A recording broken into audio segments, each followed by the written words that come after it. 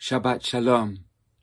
In times of war and trouble, the environment is certainly not the first thing we think about.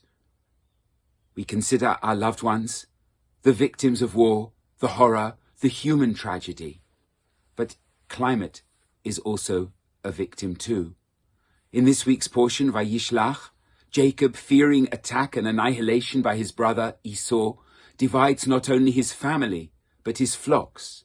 Later in the portion, Shimon and Levi take not just the people, but the animals captive from the town of Shechem. In the Torah and Deuteronomy, God threatens punishment with land that will be adma utzvoim, barren and hopeless, unable to be seeded, incapable of being farmed.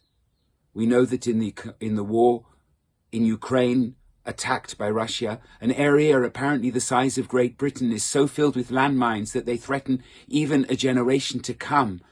And that is so appalling.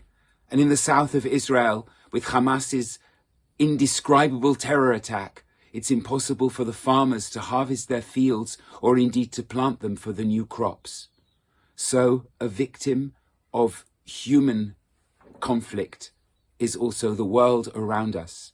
And on this EcoShabbat, we think of humanity, we think of the world of animals, birds and plants, we think of the land, and we know that we are inescapably connected with one another, and that while we pray first and foremost for the safety of our friends, our loved ones, and every human being made in the image of God, we also must not forget that the survival of humanity and all life depends on the land and all life as well.